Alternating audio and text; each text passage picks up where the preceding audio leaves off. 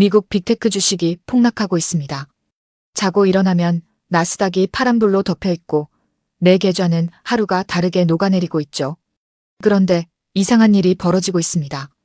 분명 똑같이 나스닥에 투자했는데 누구의 계좌는 든든하게 방어되고 있고 누구의 계좌는 처참하게 반토막이 나고 있습니다. 그리고 더 중요한 건 이 폭락장이 당신의 자산을 갉아먹는 재앙이 될 수도, 인생 역전의 기회가 될 수도 있다는 겁니다. 예를 들어볼게요. 30대 직장인 김대리가 있습니다. 작년에 큰맘 먹고 미국 빅테크 ETF와 개별 우량주에 5천만 원을 넣었습니다. AI 붐을 타고 주가가 우상향할 때 들어가서 수익을 제법 봤습니다.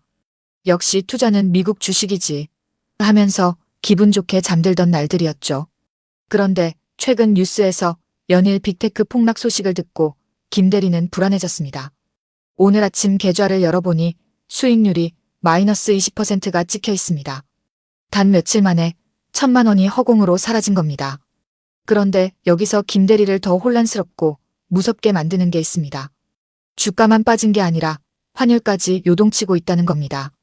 김대리는 혼란스럽습니다. 주식 떨어지는 것도 억울한데 환율까지 떨어지면 내 돈은 진짜 어떻게 되는 거지? 그리고 밤마다 뜬 눈으로 지새우며 더 깊은 고민에 빠집니다. 지금이라도 눈물을 머금고 손절해서 남은 돈이라도 건져야 하나? 아니면 마이너스 통장이라도 뚫어서 분할 매수로 평단가를 팍 낮춰야 하나? 사실 김대리처럼 고민하는 분들이 지금 정말 많습니다. 그런데 여기서 많은 분들이 간과하는 포인트가 있습니다. 해외 주식 투자는 단순히 주가 하락만 방어해서는 안 된다는 겁니다. 오늘은 빅테크 폭락과 환율 변동이 내 계좌에 미치는 진짜 의미가 뭔지, 그리고 지금 당장 내 해외 주식 계좌를 지키기 위해 무엇을 해야 하는지 명확하게 정리해드리겠습니다.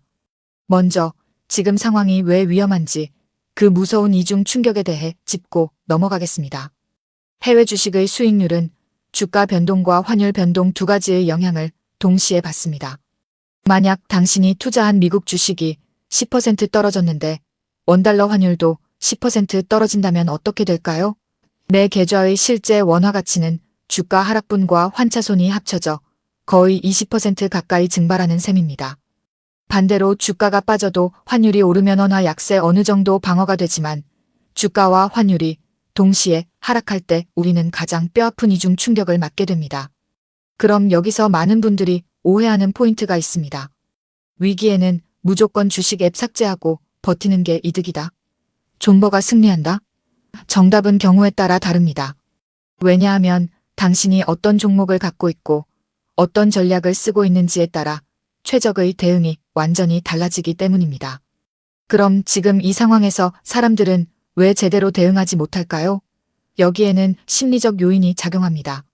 바로 손실 회피 편향과 현재 편향입니다. 사람은 손실을 극도로 싫어합니다. 계좌에 파란불이 켜지면 당장 팔아서 고통을 끝내고 싶어 하거나 반대로 현실을 부정하며 계좌를 덮어버리고 아무것도 하지 않으며 망설입니다. 또 하나는 확증 편향입니다. 자기가 믿고 싶은 정보만 받아들입니다.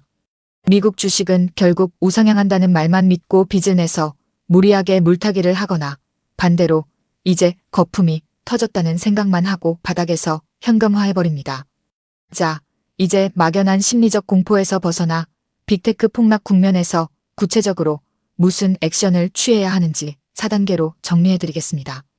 첫 번째, 환해지 H 상품 점검입니다. 지금 내 ETF나 펀드 이름 끝에 H가 붙어 있는지 확인하세요. 환해지 상품은 환율 변동의 영향을 받지 않고 오직 주가 변동에만 영향을 받습니다.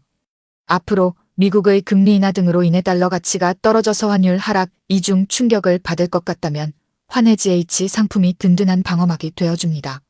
하지만 반대로 글로벌 경제 위기로 달러 가치가 급등할 것 같다면 환노출 상품을 유지하여 주가 하락분을 달러 환차익으로 상쇄하는 전략을 써야 합니다. 내 자산의 방패가 지금 어디로 향해 있는지 당장 체크하세요. 두 번째, 손절 타이밍입니다. 앞서 말씀드린 손실 회피 편향에서 벗어나 냉정해져야 합니다. 손절의 기준은 내 평단가가 아니라 기업의 펀더멘털이 되어야 합니다. 기업의 실적 자체가 꺾이거나 AI 투자 대비 수익화에 치명적인 결함이 생겨서 발생한 하락이라면 과감하게 손절해야 합니다. 반면 거시 경제 이슈나 시장 전체를 덮친 단순한 공포 투매로 인한 하락이라면 함부로 손절해서는 안 됩니다. 세 번째, 분할 매수 타이밍입니다. 위기는 언제나 기회입니다. 펀더멘털이 튼튼한 우량 빅테크가 박앤세일에 들어갔다면 주워 담아야 합니다. 하지만 여기도 함정이 있습니다. 섣부른 몰빵 물타기는 지옥으로 가는 지름길입니다. 자산을 한쪽으로 몰빵하면 위험합니다. 철저하게 자금을 3분할, 5분할 하세요. 고점 대비 마이너스 10%, 마이너스 20%, 마이너스 30% 빠질 때마다 기계적으로 들어가는 거미줄 분할 매수를 해야만 멘탈을 지키면서 평균 단가를 효과적으로 낮출 수 있습니다. 네 번째, 자산 배분 비율 점검입니다. 내 자산이 현금, 예금, 주식, 부동산, 대출 각각 얼마씩 차지하는지 엑셀로 정리하세요. 주식에만 100% 쏠려 있다면 이런 폭락장에 대응할 총알 현금이 없어 속수무책으로 당하게 됩니다. 현금 비중을 항상 일정 수준 유지해야 진짜 폭락장이 왔을 때 저가 매수의 기회로 살릴 수 있습니다. 한쪽으로 쏠려 있다면 위험합니다. 마지막으로 정리하겠습니다. 빅테크 폭락은 단순히 주가가 내려가는 뉴스가 아닙니다. 이건 당신의 자산 지도가 재편된다는 신호입니다. 막연한 공포에 떨고만 있으면 계좌는 녹아내리고 무지성으로 물타기를 하면 더 큰 손실을 봅니다. 반대로 환율과 주가의 흐름을 읽고 전략적으로 대응하면 이 폭락장은 훗날 가장 큰 수익을 안겨줄 기회가 됩니다.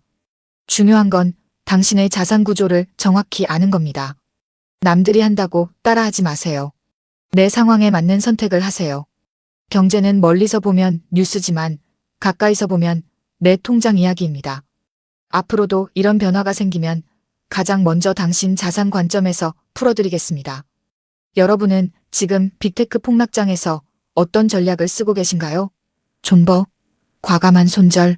아니면 기회의 분할 매수?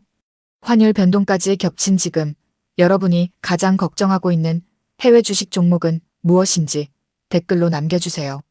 구독과 알림 설정 꼭 부탁드립니다. 오늘도 시청해주셔서 감사합니다.